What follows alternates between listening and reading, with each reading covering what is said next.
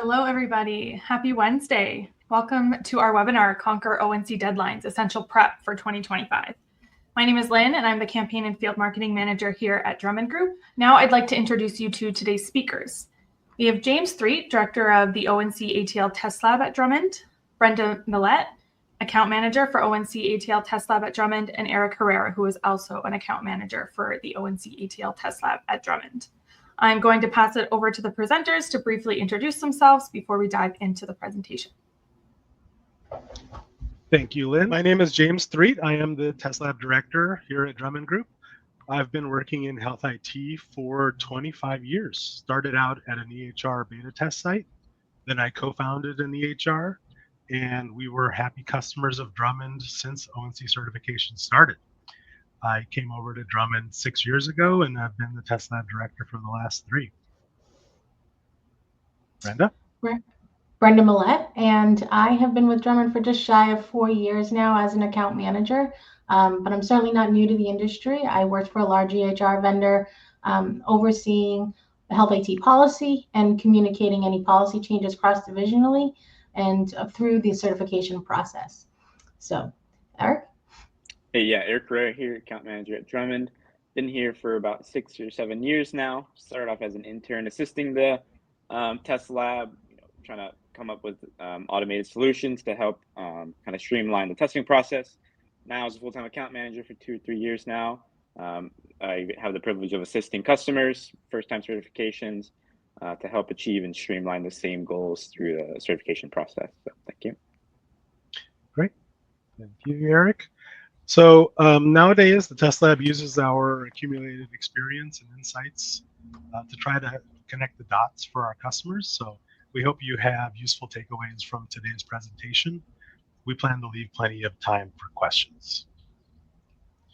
Our agenda today is going to be a little bit about the B11 experience from last year, then some 2025 deadlines and requirements, 2026 requirements and beyond, and then the future of AI in healthcare.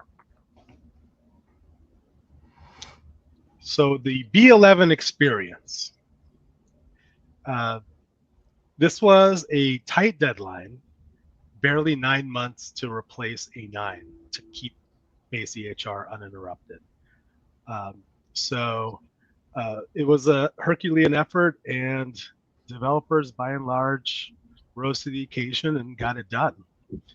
In addition to the attestation form, SED report, and SED data, they also had to do the usability test. So as far as results from the reports, everyone required revisions. I didn't get a single one that I didn't send back. Many were multiple times. So the fewest revisions were the ones who followed the 7742 template and did not remove sections from it. There are some requirements in the template that cannot be taken out. Risk assessment for critical use risks to patient safety was a commonly missed one. In the rule, this is called summative test scenarios that must be submitted. And finally, data mismatches were a big issue. So the report not matching the inputted data. Our findings: most developers are doing PDSI in 2025, and the IRM summaries for the ones who did do PDSI vary widely. They are public, so if you're working on one, you can go and see what other developers have put for their IRM, and I highly recommend that you would do that. We do acknowledge that it was somewhat difficult to input SED data, and wanted to let you all know that we are working on improving it. If you are one of those developers who's adding PDSI this year, then you do need to notify us. You can either do that in a quarterly attestation or email the certification body. If you have other changes to make, like you have a new SED results to submit along with that, then just go ahead and register. And there may be a fee depending on what exactly are changing. Finally, it's not too late to certify B11 and B base EHR for 2025. According to the rules, the product needs to be certified by the last day of the reporting period. So you still have room to do that.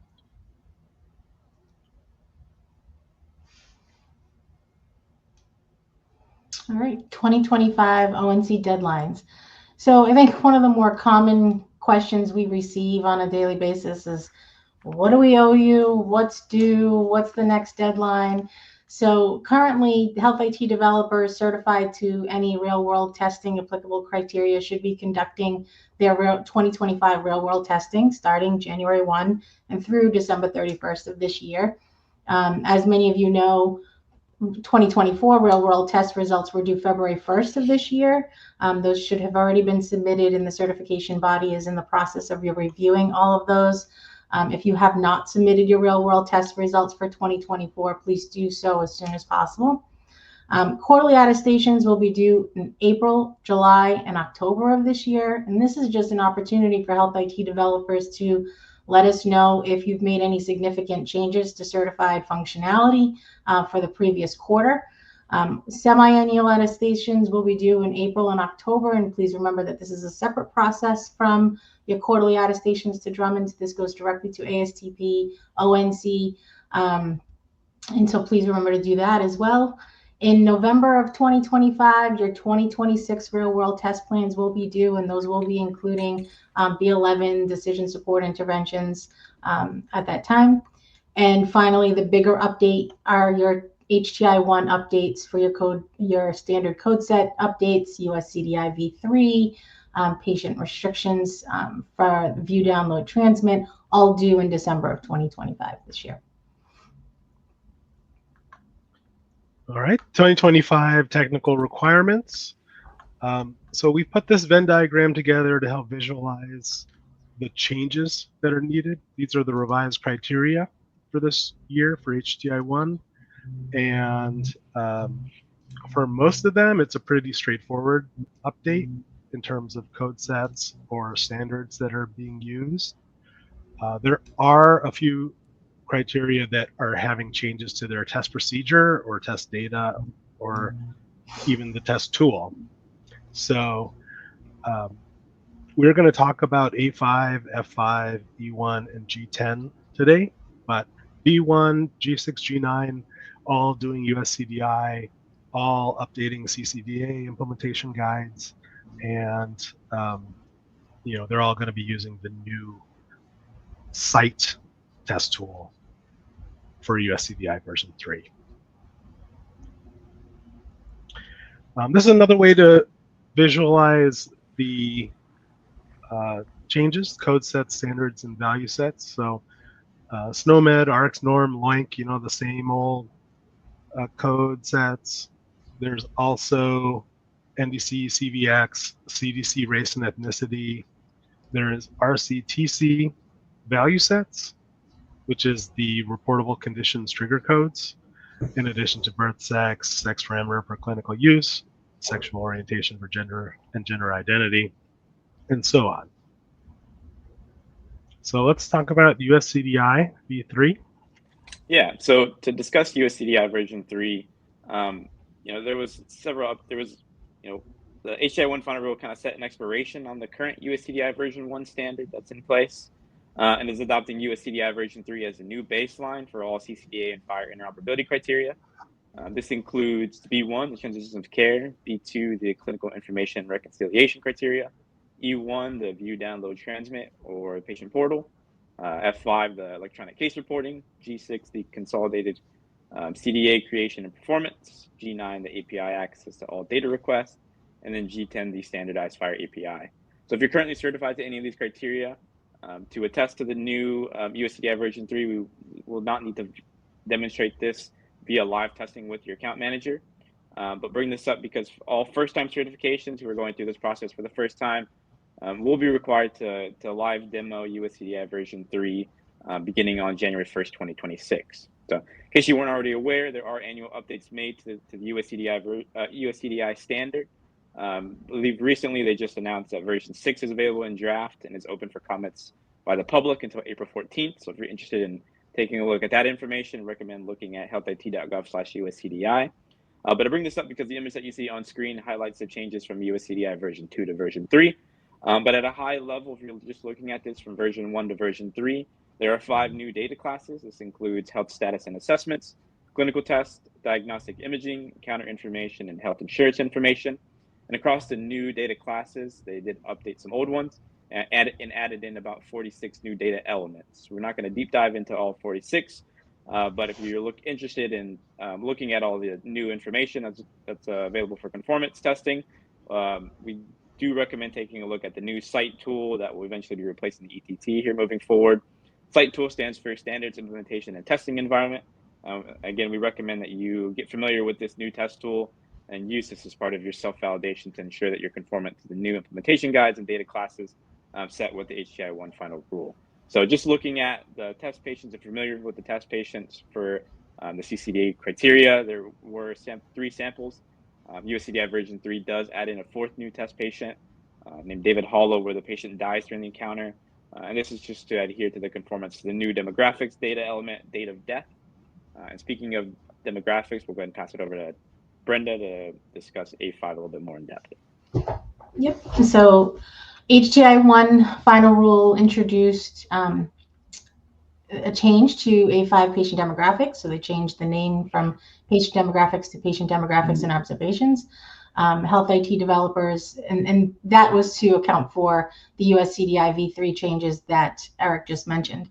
Health IT developers that are certified to this criterion now have to account for 3 new fields: sex parameter for clinical use, pronouns, and preferred name. And introduced in this final rule with this new criterion is the code set updates for sex, race and ethnicity, and sexual orientation and gender identity. Drummond proctor sheets have already been updated and they're readily available via the Drummond customer portal, so you can access those there. Okay, next we want to talk about the E1 view, download, transmit criteria, or commonly referred to as a patient portal. The HTI-1 final rule, as James mentioned earlier, did update the standards across the board for the criteria. For E1 specifically, they did update the CCDA implementation guide for clinical notes to version 4. USCDI version 3 as well will be the new baseline, as we talked about before, as well as updates to code sets for sex, that will on January 1st be visually inspecting to make sure they're included as part of that view UI functionality. But as far as this new test procedure that they expanded on for patient portals, HTI-1 final rule did add in a functional requirement for patients to be able to request restrictions on any of the USCDI version 3 data classes. Again, this is just a functional requirement to collect the request. There's no requirements or regulation on how to act upon them. How it's kind of handled on the EHR side has been left up to the discretion of developers, follow the best kind of practices and organization policies and procedures in place. The live testing proctor sheets, again, were updated to include this expanded test procedure. Same logic applies from before USCDI version 3. If you're initially certified to E1, you won't have to re-demonstrate via live testing with your account manager. But for first-time certifications starting on January 1st, 2026, we will be testing to ensure that you are able to handle these requests for restrictions.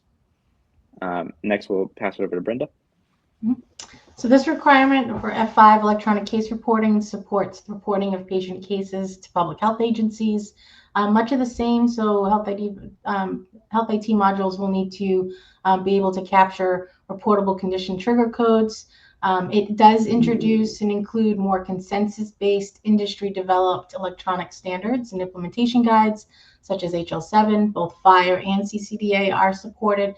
And it also, one of the bigger changes is the requirement to transmit a case report electronically to a system that is capable of receiving a case report.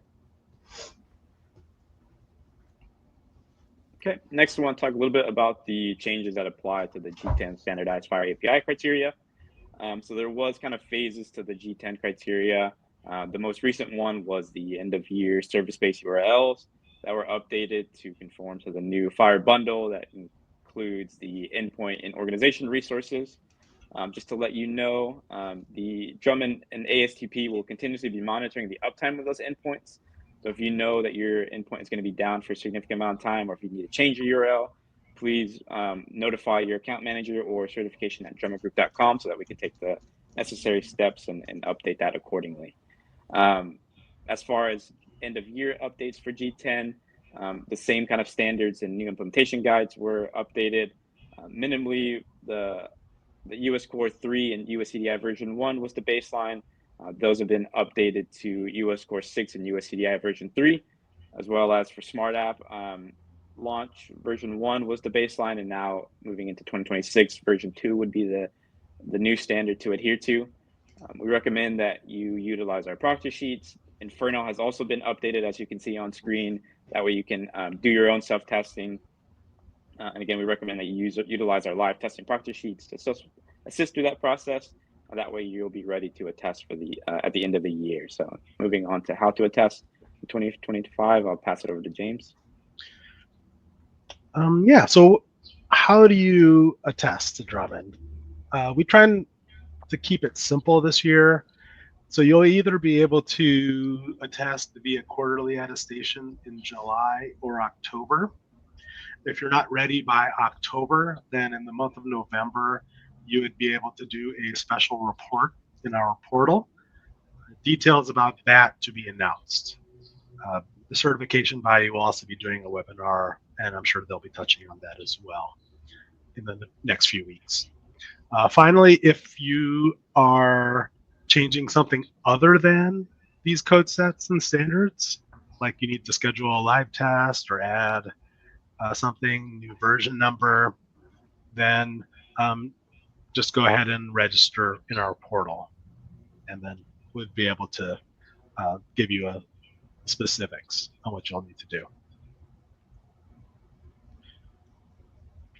Okay, and now that we've talked about 2025 deadlines, we'll talk about 2026 and beyond. The first thing that should be on everybody's radar is this new insights condition of certification. This is required for those products that have at least 50 or more hospital sites or 500 or more clinical users. The year one measures would need to start being collected on January 1st, 2026. These year one measures are listed out below. It ranges from individuals' access to EHI, which can utilize either the patient portal or the FHIR API. Applications supported through and use of FHIR apps is more specific to G10, and the immunizations administered electronically is more specific to the F1 criteria. So again, this is kind of a subset of the measures that will need to be gathered and reported on for the year one results. The year one results will be submitted electronically. The process hasn't been finalized, but likely to be on the chapel, similarly to how the semi-annuals are completed. Once we get more information on that, we will confirm that and let you know. But again, just bring this up so that way you're aware moving into 2026, you should have a mechanism in place to gather all this information. And then just moving forward into the timeline, we've established 2025 and 2026. Again, Insights is taking a phased approach, so they'll be adding and expanding on the year measures. Starting in 2027, they'll be adding the year two measures, which essentially builds upon the year one groups, as well as adds in B2 and G10 bulk data reporting. And then again, ultimately in 2028 and 2029, you'll eventually be reporting on all the information. And yeah, so we'll pass it over to James. All right, the future of AI in healthcare. So, as I mentioned, many developers are doing predictive DSI this year. Last year, one of the more popular ones was AI ambient scribes. And then now ONC is promoting a handout for clinicians called DSI Benefits for Clinicians. So they're really trying to get the word out there so your users will be aware of this also. Recently, the nominee for HHS secretary was asked and said that AI for rural Americans is going to be one of his priorities. And 1 of 3 rural American adults is on Medicare. So, and then Medicare providers need ONC certified health IT. So our prediction is that PDSI powered by FHIR will continue to expand over the next few years. Now, EHRs that partner with third-party AI developers face a few different pitfalls. For example, risks to patient safety, cybersecurity risks, and compliance requirements, in addition to transparency obligations.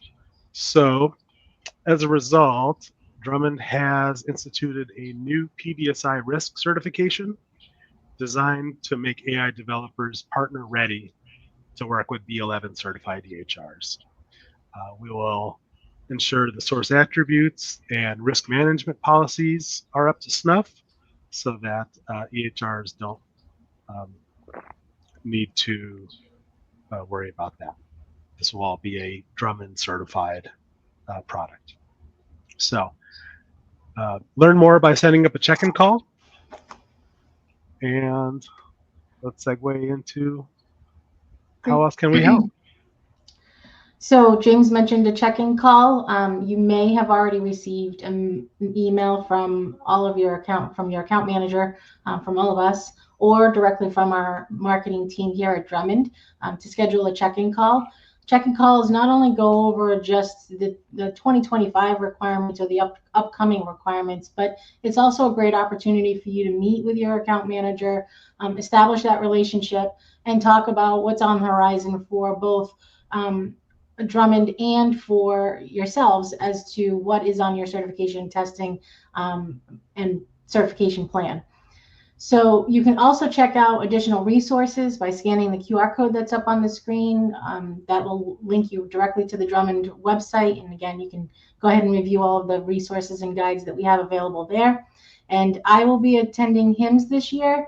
I will be at the Drummond kiosk, and you can certainly schedule a meeting with me. I'll be attending and representing the test lab, and I will be in attendance with Sonia Galvan, our director of the test lab and ACB here at Drummond, along with a few others from Drummond. So certainly schedule a quick meeting with us. We can stop in at your booth or stop in at the kiosk.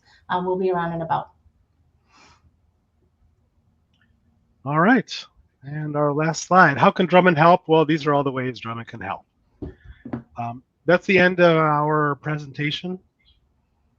We can open the floor for Q&A.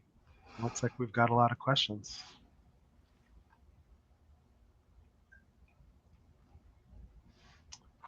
First one, how many attested to predictive DSI? I don't have an exact number, but it's in the low double digits, maybe 20 to 30 or so. And when there's hundreds of products on Chapel, it's a pretty low percentage. Brenda, Eric, anything to add there? Insights? No. No. Low. You're right. Low numbers. It's all public on the Chapel, so there should be a way to filter through that. Yeah, and however, looking at 2025 and doing some check-ins and having some check-ins with some of our clients already, I think most have it on their roadmaps for 2025. So I anticipate those numbers climbing in the coming year. Yep. All right. All right, great. Bare minimum to comply with this year. If you're certified on any of the criteria that we mentioned, then that is required this year. This is the last year of HTI1 changes to take effect on the ONC certification program. So further changes will require new rulemaking, but as far as bare minimum, everything we mentioned during the call today is minimum.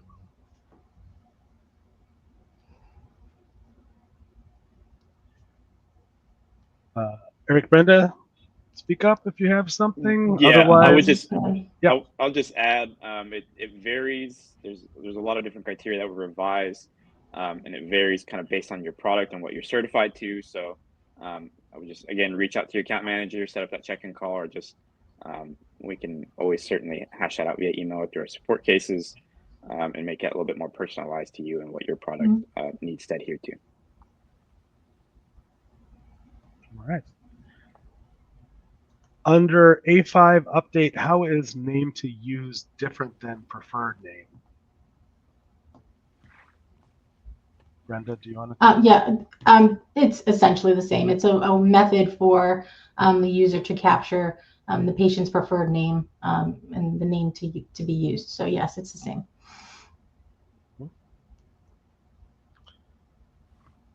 Can we assume no changes for orientation and identity at this point, despite the new administration's focus?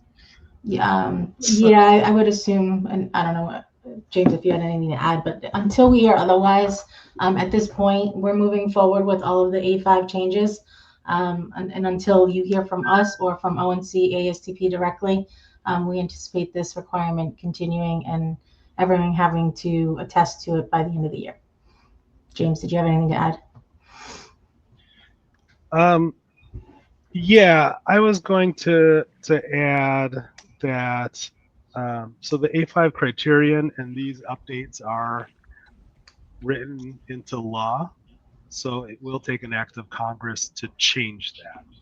So for anyone that was unclear on, the difference between the executive and the legislative, the rules are made by Congress, but they're enforced by the administration. So we could see a difference in the enforcement, but the rules are written in stone.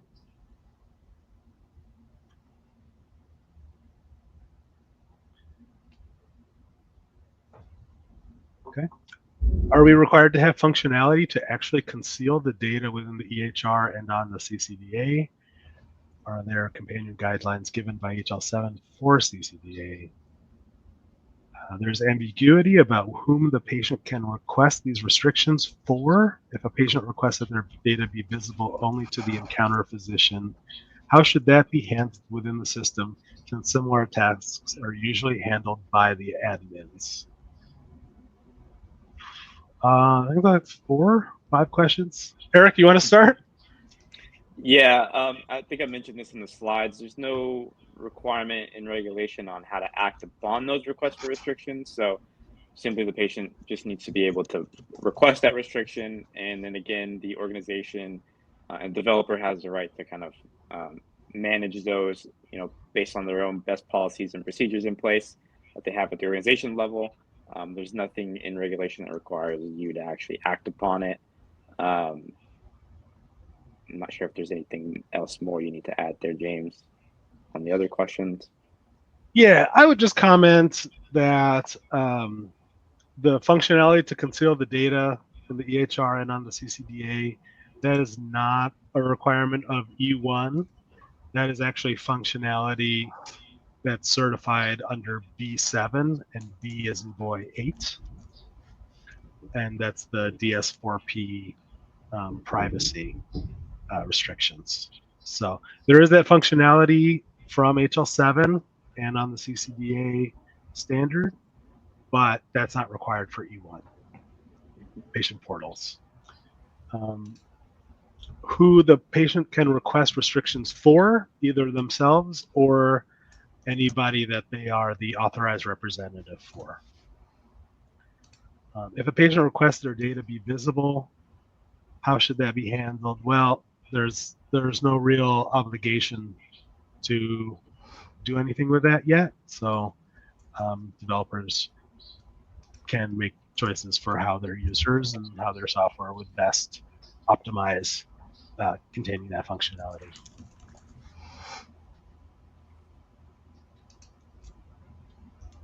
Anyone else? No?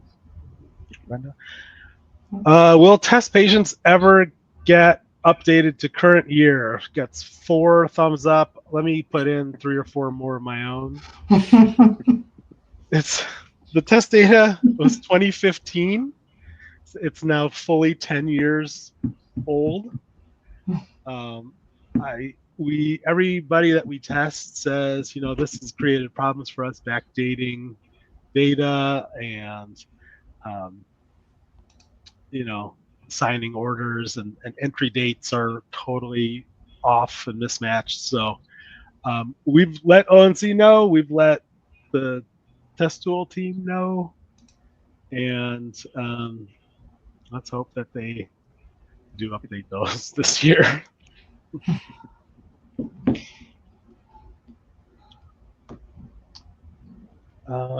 Sex parameter for clinical use, the same as birth sex. Brenda, you want to start? Yeah, I believe they're separate. James, I don't know if you had anything else. I think they're separate and not, yeah. Yeah. Eric, you want to say something?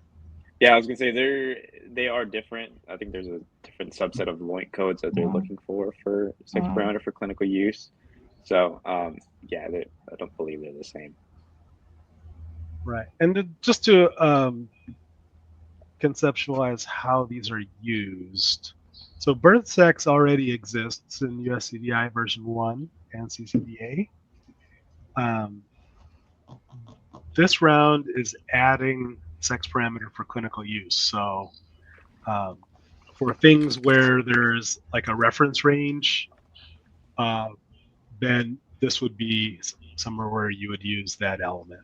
So which reference range to refer to on a lab result or medication dose, things like that. So it is different, and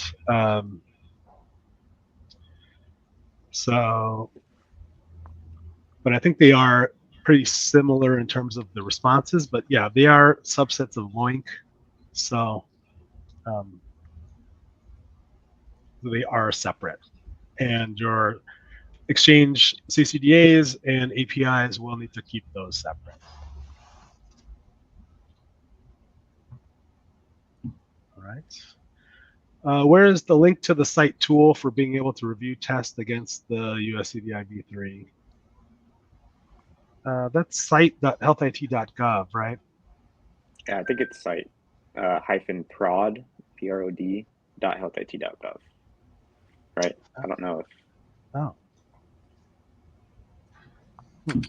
I have it at SIT. Oh yeah, you can use site.healthit.gov. Apologies, I just didn't update my links. Yeah. Okay. Yeah. All right. Yeah. So site.healthit.gov. There you go. Yep.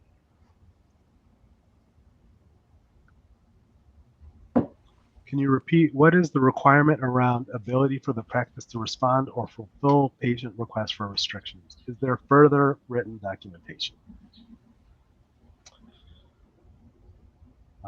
Eric, you want to? Yeah, I think I kind of mentioned this as well before. Yeah, maybe this question was asked before the slide, but yeah, there's no functional. It's just a functional requirement for that patient in the portal to request a restriction. There's no regulation or stipulation on how to act upon it. In our practice sheets for the test procedure for E1, we simply just want to see the workflow that the patient follows in the portal to make that request on any of the data classes that are available to them.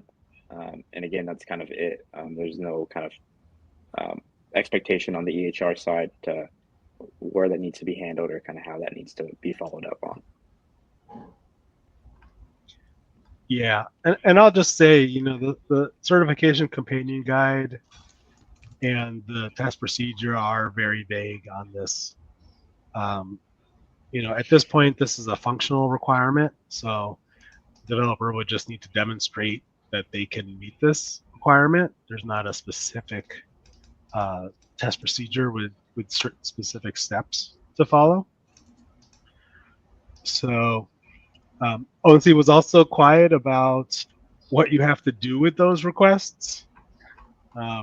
Expect that future rulemaking will have things to do with them, but for the moment, you just need to be able to collect the information. You can refer to the CCG for documentation. I don't believe that there's going to be a whole lot more than what we just stated, but as always, ONC's websites and their certification companion guide are the source to refer to when having questions about what exactly is required or not. Are there any known pushes to the deadline for F5 given HHS pause on mass communications and public appearances impacting partnership with CDC for engagement and implementation assistance? Yeah, there's been a lot of news and it's created uncertainty for sure. We can tell you that we were able to speak with ONC last week, and so it's thawing in terms of the freeze. Now, partnership with CDC and other agencies, we really couldn't comment on, but the F5 ECR, so if you're talking about FHIR for that one, then yeah, you'd be working with CDC to validate and get that approved.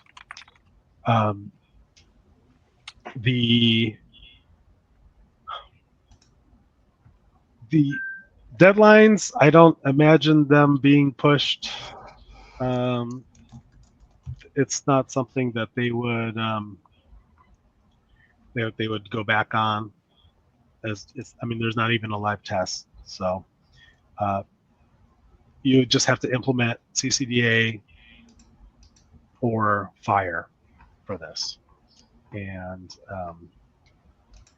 I think there's another question here about, does this mean that with reference to ECR reporting, what if my state is not ready yet? Do I have options to opt for an exclusion?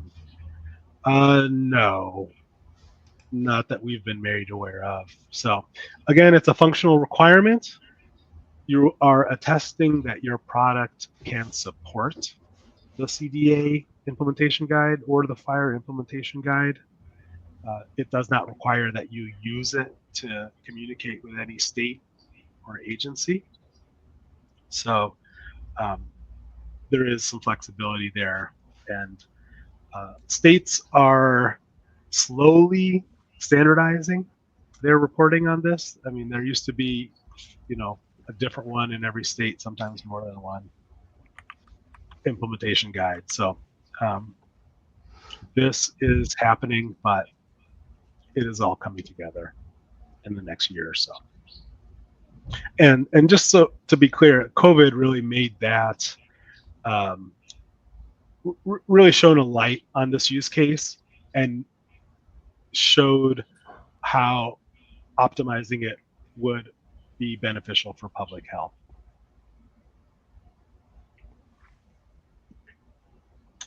Eric, Brenda, anything on F5? Anything else? No. No. Yep. All right.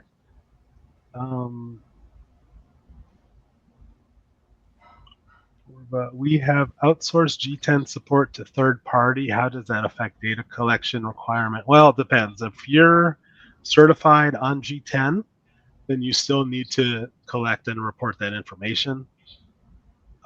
If you're using a third party that is G10 certified, then they will need to submit that information.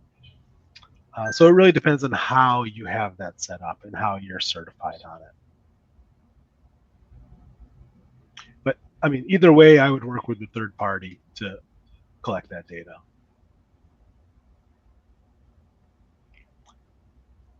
For race data element, USCDI mentioned we need to support 2 standards, the 97 standard and the 2021 standard. Yes, that's correct. That's correct.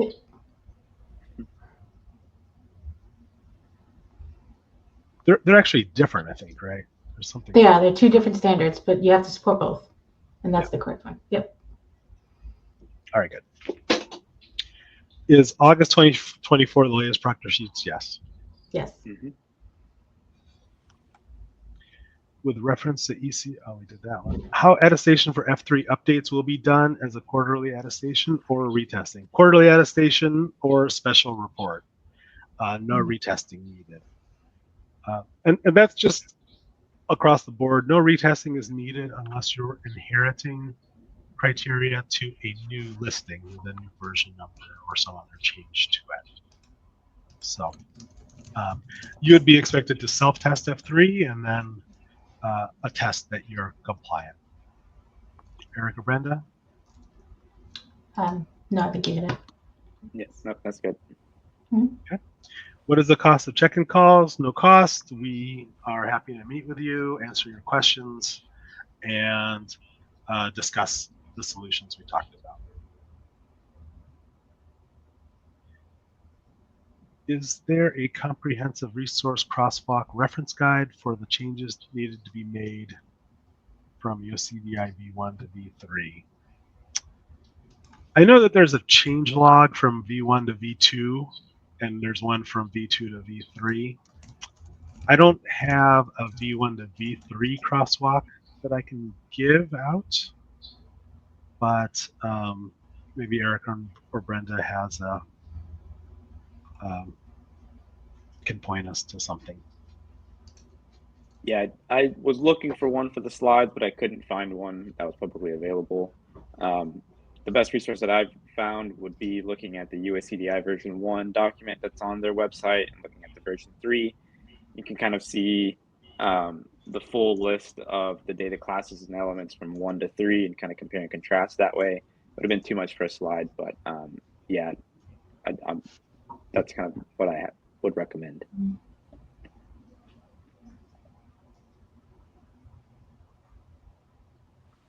All right. How do I find out who is my account rep? I am taking over a new position for an employee that is no longer working here. Let's see, what's the best way? If you want, if there's a way to do like a private chat, we can look that up and connect with you. If you want to put in your email address and company in the private chat, then we can have your account manager reach out.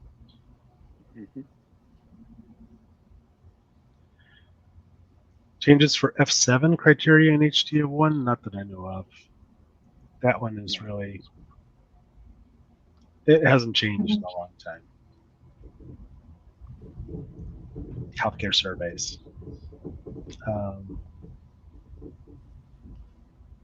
Right? Right, no changes. Yeah, no changes, yeah. Good. All right, good.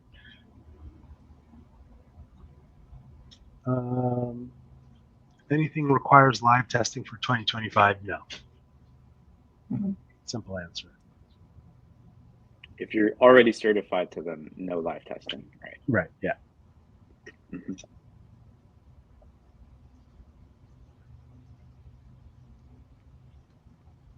For G2 criteria ERX test cases, it mentions formulary details for PI measures until 2024. Any change to exclude formulary? No, not that we've seen any. No. We haven't seen any changes to G2 test data, especially not like that. Right. Correct. I saw the question about site. If you go to site, depending on if you're testing FHIR API or CCDA, you can click on that button, and then from there you can have a choice between USCDI V1 or V3. In Inferno test tool, it's just part of the test configuration when you set it up. It's not a different tool. It's the same tool, just different setting. Whereas CCDA is a completely separate page and different test data. When will registration open to attest the new updates? And will there be any additional Drummond costs for this attestation review? Someone want to take that? I can take that. So I did the outlines and the deadlines. So April, so your quarterly attestations will open up in April, July, and October, and you can go ahead and attest to those changes at that time. Anything after October, sometime in November, there will be an option to submit a special report. The certification body will do a webinar and explain the process and how to get that done. So they'll do that in the coming weeks, and they can specify exactly how to do that. But it'll be via the quarterly attestation process. That's right. Yeah, no extra cost. It's included in your annual fee. Mhm.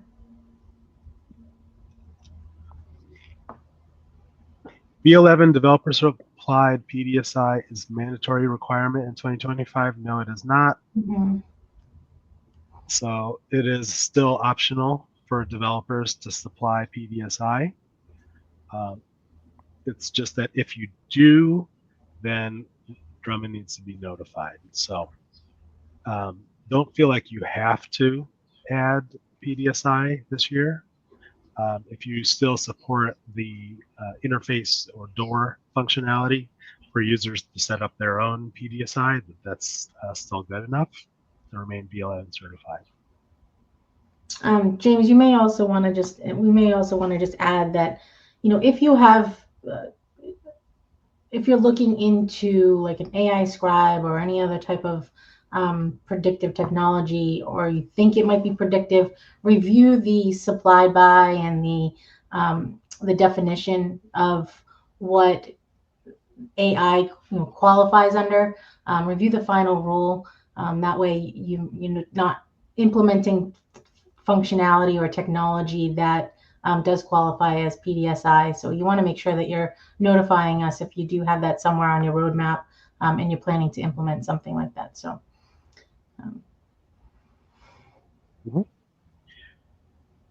I'm going to skip down to this question. Can we release USCDI v3 updates to our clients in production before HTI1 attestation? Absolutely. Mm-hmm.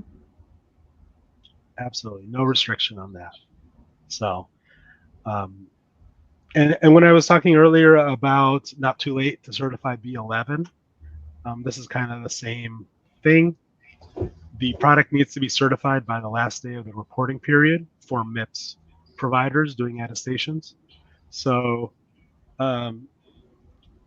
because of that, they needed to have had access to that functionality for their entire reporting period, even if it isn't fully certified until the last day.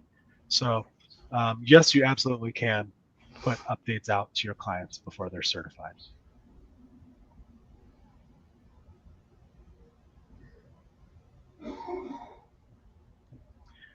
All right. And are you able to address specifics around changes needed to adhere to HCI 2 and 3?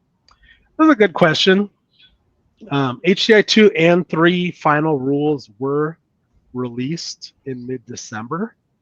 I think everybody was busy with B11 and other things going on, so it may not have noticed.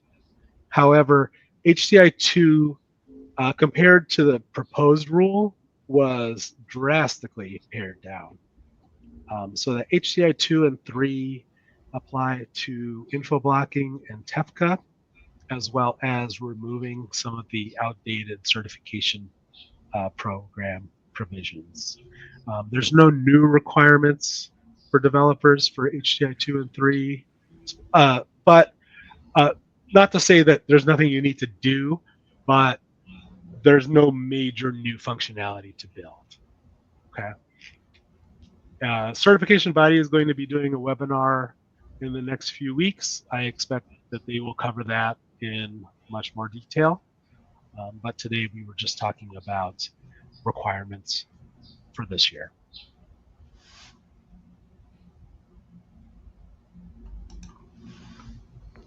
Okay.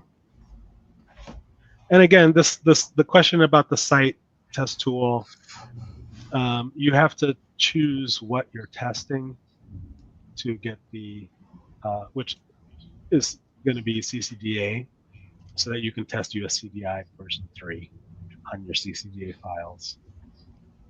There really isn't another USCDI v3 test other than that. So CCDA testing is where you need to go. Okay. Brenda, Eric, did I miss anything? No. All right, good. I think we answered all the questions. And it looks like we're early. We're done a little early, so yeah, we can give everyone some feedback. Yeah.